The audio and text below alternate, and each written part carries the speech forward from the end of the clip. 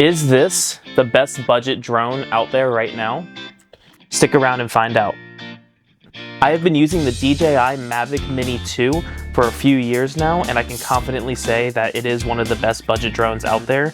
But instead of me just telling you, I'm gonna go ahead and show you. So I'm gonna go ahead and go outside and you'll see what we can do. What's up everybody? I made it to the field. I am going to be showing you guys the DJI Mini 2 today. There are a lot of pros to the drone, but there are some cons. So I'm going to get into both of them today just so you kind of have a general idea to see if this is the proper drone for you. To start, I am going to show you how we set it up. So I'll show you some close-up stuff of this. First thing, there's a spot back here. That is for your micro SD card. You put that in. There is a USB-C port here that can charge the drone. It's also for data transfer. Unfortunately, there is no built-in SD card into the actual, no built-in memory into the actual drone, so everything is external. That's one thing I personally didn't like about it coming from the DJI Mavic Air, which had, it was like 8 gigs of internal storage, but it was good in a pinch if you forgot an SD card. But it's easy. Pop it open. And pull out battery, just pop it in, close it up. Now, a problem that I do have with the drone, it's kind of a pro and a con, right? So, the pro is that it's very low profile. You know, it kind of fits everywhere. I can put it inside my pocket if I wanted to. It just fits. The problem though with it being so low profile is you really need to have it on a very flat surface. Even things like a small twig will stop it from taking off because it senses it and doesn't want to break the propellers. So stuff like that you want to keep in mind. You can buy accessories on Amazon. I'll link some of them below that will help you, allow you to take off in different environments. So keep that in mind if this is something you're getting and you have a lot of high grass in your area. You need to get something to stop that. Now the remote, it's very robust. It actually does allow for a much longer range. I believe this goes to 6.1 miles. So it does have a very, very long range.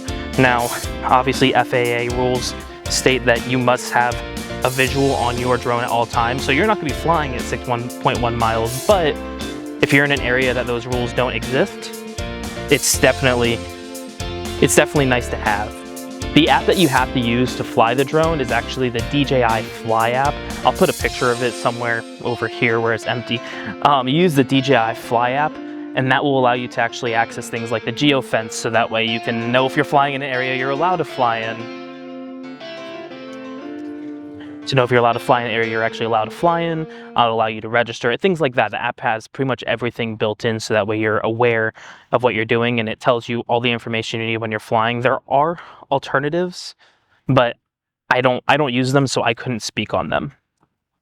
Another problem that I found, it's not necessarily a problem because it is a budget drone, but on the higher end drones they do exist. So there isn't really obstacle avoidance. So in these spots, there are vents on this one.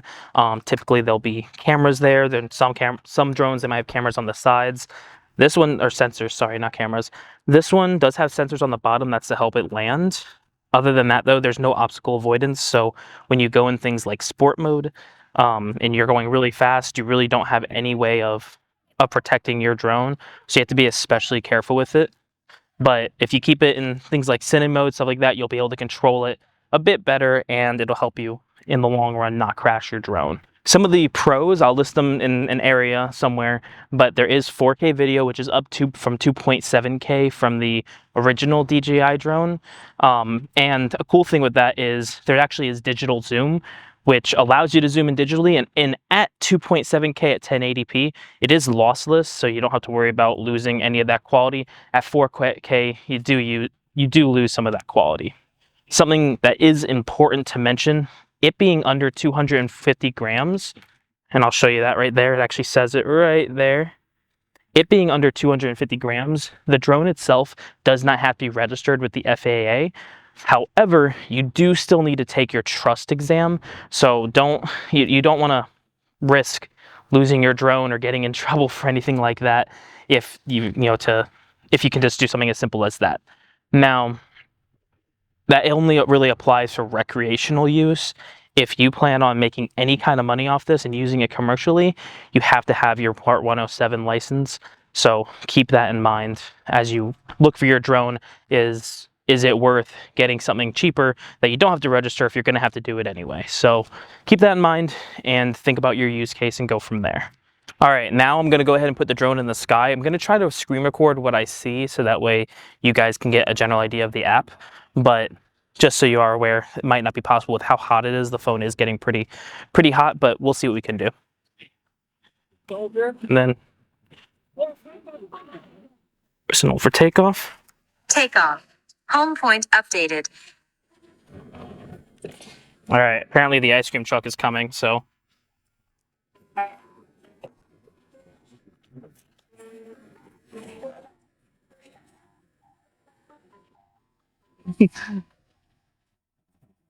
Follow the ice cream truck.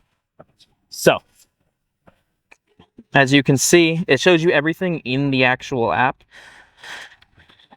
And I'm going to go ahead and take my glasses off because it is getting darker.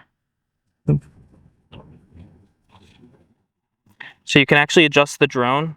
I have everything in auto right now, but you can adjust the drone like that, the gimbal, show everything. Right now I am only, not too high right now.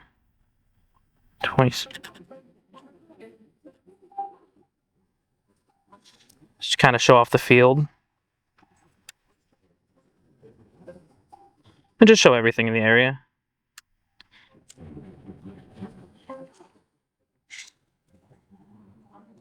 Now, some of the modes, photo mode, video mode, which is where I'm in right now, the quick shots. So it shows you a little thing of what everything does. But these are what you have. You don't have the follow mode, which does blow a little bit. But as I said, there are other apps that if you wanted to try it, you can also do pano, which I'll just do that so it kind of shows you.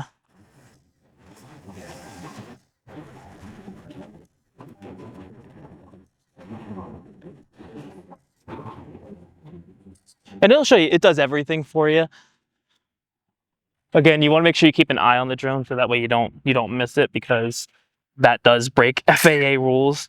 But this does make a panorama. It does do it in a little planet. So that's cool. You can also zoom in and adjust everything.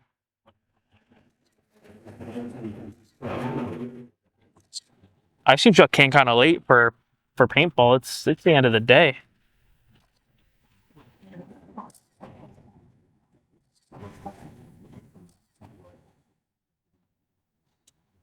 And there you go.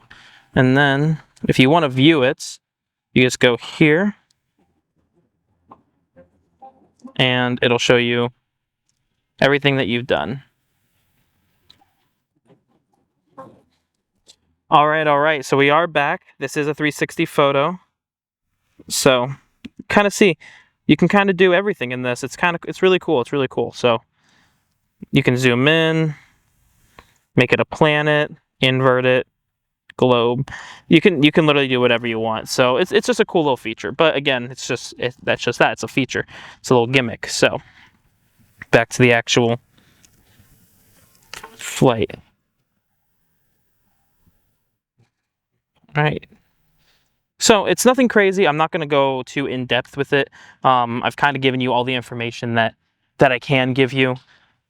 It's just overall, it's a very good drone. So I'm going to go ahead and land it and just show y'all or give you my final thoughts. Now, something that the drone can do that, I mean, they all can kind of do it, but it is nice to see it in a drone this price range, is you can actually hand catches. So I'm going to try to do that. Let's point the camera this way. I'm going to try to do that.